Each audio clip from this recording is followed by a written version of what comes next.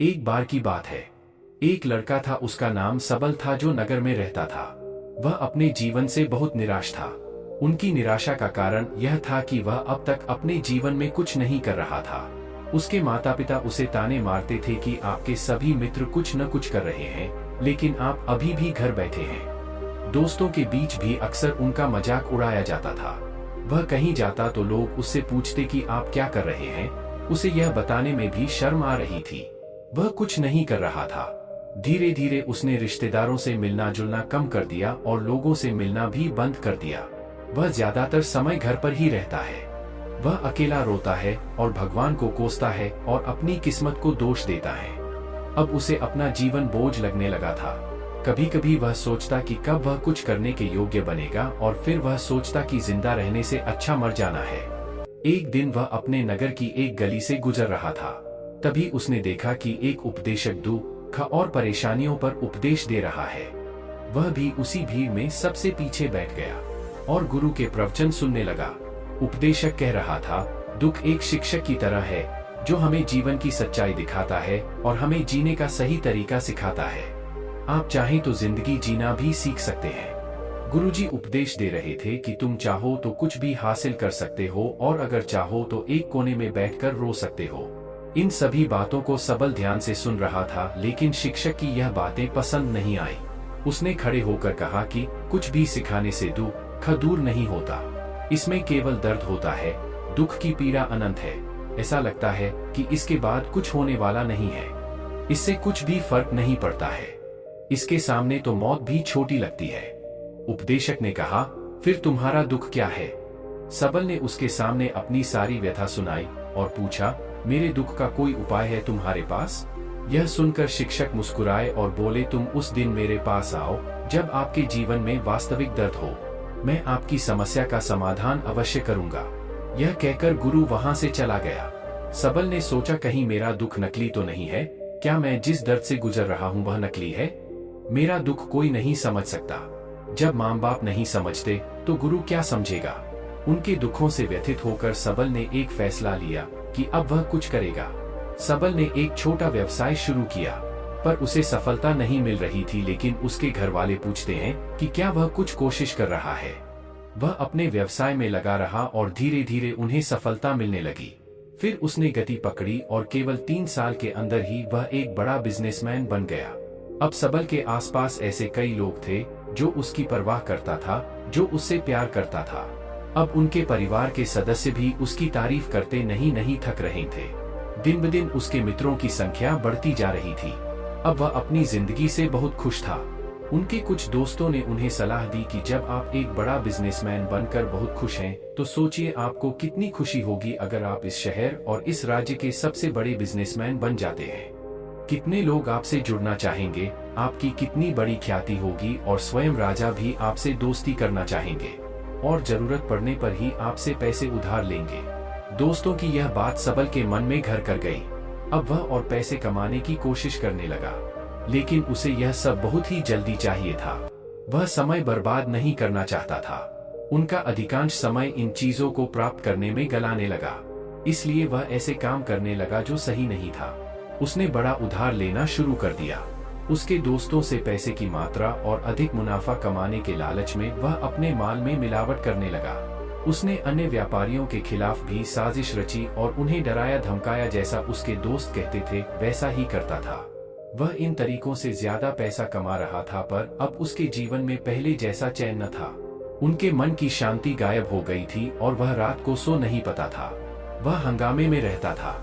वह सब कुछ पाकर भी उन्हें किसी चीज में सुख नहीं मिल रहा था। एक दिन सबल अपनी गाड़ी में कहीं जा रहा था। तभी रास्ते में उन्हें उपदेशक का आश्रम दिखाई दिया। वह रुका और गुरु के पास जाकर बोला, संत, आपने मुझे मेरे पास आने के लिए कहा था जब मेरे जीवन में सच्चा दुख आता है। अब मैं बहुत दुखी हूँ कि मेरी नींद हराम हो गई है। मुझे कहीं भी शांति नहीं मिल रही है। इस प्रकार सबल ने अपनी सारी समस्याएं गुरु को बता दी। गुरु ने कहा, जब तुम पहली बार मुझसे मिलने आए थे तब भी तुम किसी दुख में थे। आपने उस दर्द से क्या सीखा? सबल ने कहा कि सिर्फ सोचने और चिंता करने से कुछ नहीं होता। आपकी दृष्टि को सच करने के लिए यह कार्रवाई करता है। और सिर्फ काम करने से कुछ नहीं होता, परिणाम भी मिलना चाहिए। जब आपको लगता है कि आपका लक्ष्य हासिल नहीं होने वाला, तब राह में चाहे कितनी भी मुश्किलें आ जाए, मन कितना भी निराश क्यों न हो, कितना भी लगता हो कि अब कुछ नहीं होने वाला है, तभी विश्वास करें, मैं जो भी कर रहा हूँ उसमें अवश्य सफल होऊंगा। खुद पर ध्यान दो, लोगों पर नहीं। लोग केवल सफल लोगों का सम्मान करते हैं। कोई कितना भी अच्छा क्यों न हो, वह हमेशा लोगों की नजरों में बोझ बने रहते हैं। यह सब सुनकर उपदेशक मुस्कुराया और बोला, जब आपके पास है तो यह वास्तविक दुख नहीं है। अपने जीवन में वास्तविक दुख आए तब मेरे पास आओ, मैं उसे ठीक कर दूंगा। सबल ने जाते समय साधु को सोने के सिक्कों से भरा घड़ा भेंट किया। घड़े को देखकर गुरु ने कहा कि यह मेरे किसी काम का नहीं है, उस पेड़ के नीचे गड्ढा खोदकर गाड़ दो। सबल ने घड़े को पेड़ के नीचे दबा दिया, जैसा कि गुरु ने बताया, और वहां से चला गया। कुछ दिनों से कारोबार ठीक चल रहा था, लेकिन व्यापार के गलत तरीके के कारण धीरे धीरे उसे व्यापार में घाटा होने लगा। उसकी सारी दौलत धीरे धीरे खत्म होने लगी, और एक दिन ऐसा भी आया जब उसके पास कुछ भी नहीं बचा और उस पर कर्ज का बोझ चढ़ गया था। परंतु वह निश्चिंत था, क्योंकि उसने अपना सारा कर्ज अपने दोस्तों से लिया था। उसने सोचा कि उसके दोस्त बुरे वक्त में उनके साथ खड़े रहेंगे, लेकिन ऐसा कुछ नहीं हुआ। जैसे ही बुरा वक्त आया, दोस्त पहले उससे कर्ज मांगने लगे। अगर उसने कर्ज नहीं लौटाया, उन्होंने उसे जान से मारने की धमकी भी दी। उनके सभी शुभचिंतक और प्रियजन उससे दूर हो गए। उसके दोस्त, जो उसके साथ मस्ती किया करते थे, अब उससे दूर भाग रहे थे। उसका परिवार उसकी गलतियां और कमियां गिनने लगा। उनकी सारी संपत्ति नीलाम कर दी गई और उसके पास कुछ भी न बचा। जब उसने अपने पिता से मदद मांगी, पिता ने कहा कि मेरे पास थोड़ी सी संपत्ति है, मैं तुम्हारी माँ को क्या कहूँगा अगर मैं तुम्हें दे दूँ? यह संपत्ति हमारा अंतिम उपाय है। सबल के मन में गहरा दुख छा गया। उसके आसपास कोई नहीं था जो उनके दुख को समझ सके, जो उसे संभाल सके। जनता के इस विश्वासघात के कारण वह अंदर से टूट चुका था। वह सोचने लगा कि अब जीने का क्या मतलब है, अब मौत ही मेरा सहारा है। वह आत्महत्या करने के लिए पहाड़ी पर जा रहा था, तब से उसे याद आया कि उस शिक्षक ने उससे कहा था, मेरे पास आओ जब तुम्हारे जीवन में वास्तविक दुख हो। सबल गुरु के पास गया और अपनी सारी व्यथा सुनाई। आंखों में आंसू लिए उसने कहा, हे गुरु। सबल ने कहा कि ये क्या हो रहा है, मेरी जिंदगी में अभी दुख नहीं है, तो आखिर असली दुख क्या है?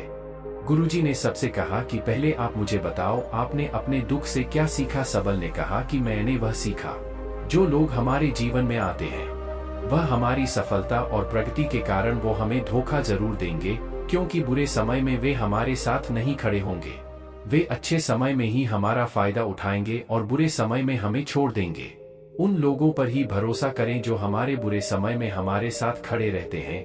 लेकिन ऐसे लोग बहुत कम होते हैं, लेकिन जिनके पास है उन्हें उनकी सराहना करनी चाहिए, उनका अपमान नहीं करना चाहिए। मैंने कभी भी किसी के खिलाफ साजिश नहीं रखना चाहिए। अपना काम ईमानदारी और धैर्य से करें और कभी लालची मत बनो। अपने सारे दुख दर्द और अनुभव बयां करने के बाद सबल गुरुजी के सामने आंखों में आंसू लिए बैठ गया। कुछ देर बाद साधु उठे और पेड़ के नीचे एक गड्ढा खोदा और घड़ा निकाल लिया जो सोने के सिक्कों से भरा हुआ था। उसने सबल को देकर कहा, मेरे पास आओ जब तुम्हारे जीवन में वास्तविक दुख हो। सबल ने अपने शिक्षक को धन्यवाद दिया और उसे प्रणाम करके चला गया। उस पैसे से उन्होंने एक छोटा सा व्यवसाय शुरू किया। अब वह छोटा व्यापारी बनकर भी खुश हैं।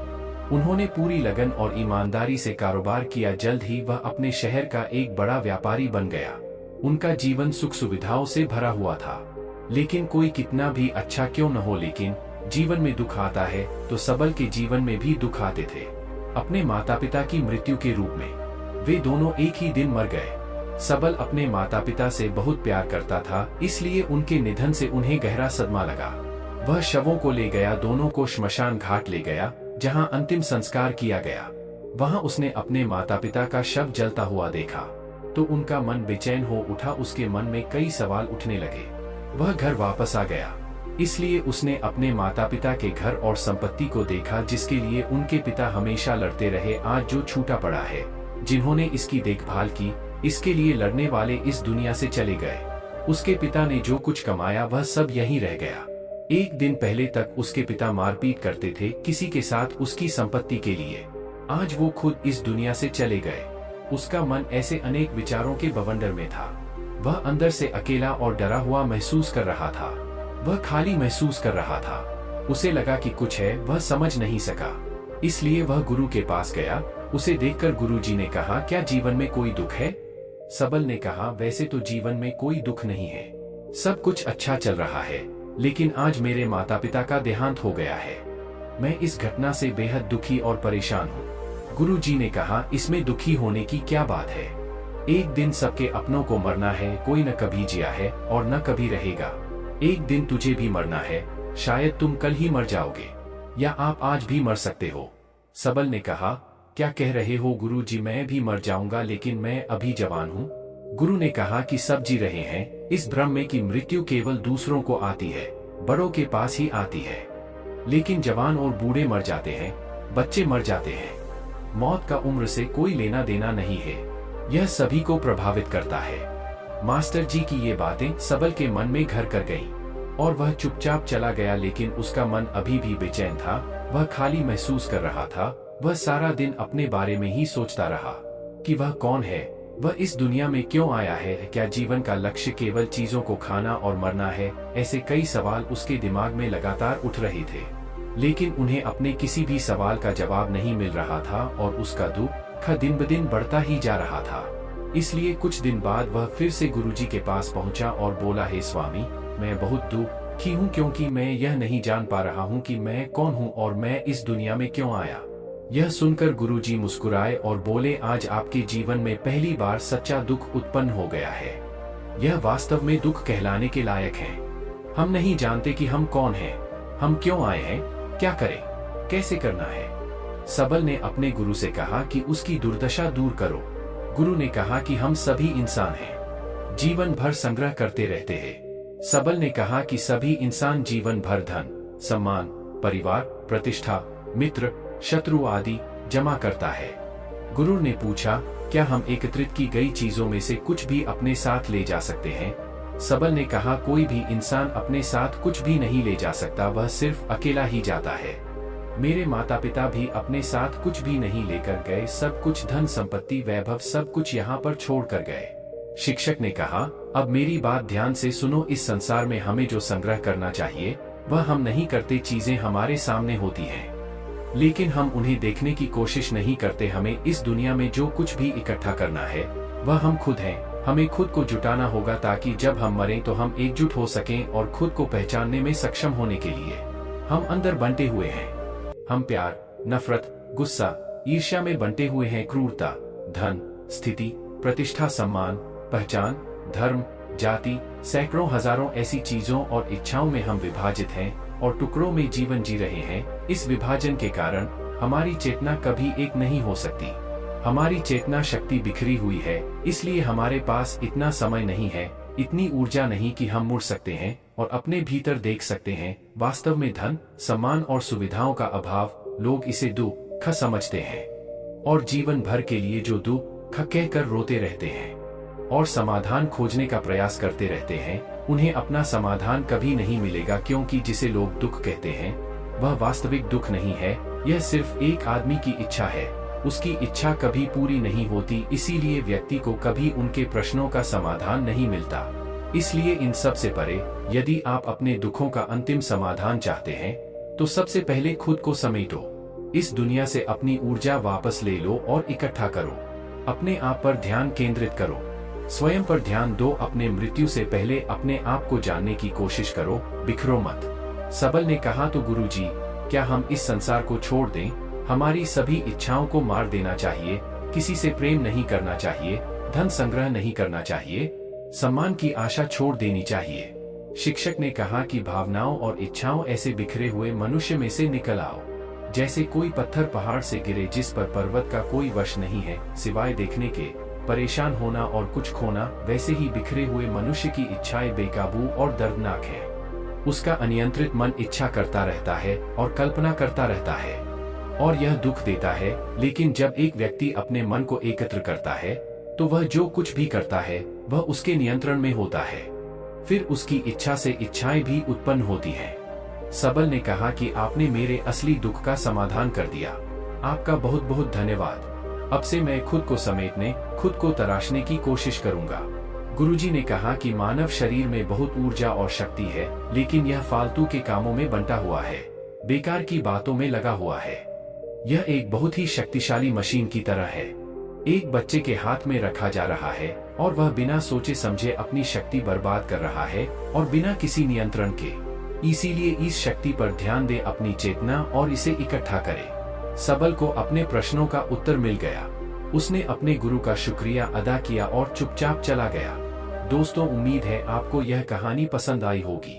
अगर आपको यह कहानी पसंद आई हो तो अपने दोस्तों और परिवार के साथ जरूर शेयर करें। आपका कीमती समय देने के लिए धन्यवाद।